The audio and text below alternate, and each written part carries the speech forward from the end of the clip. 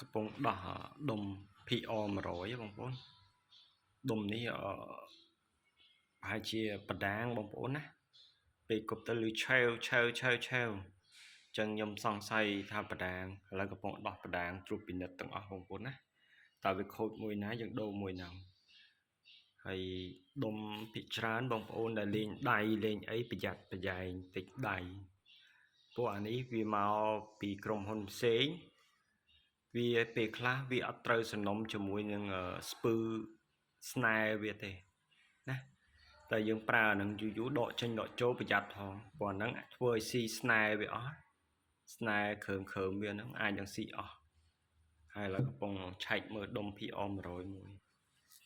ដុំនេះគប់ទៅលើឆាវ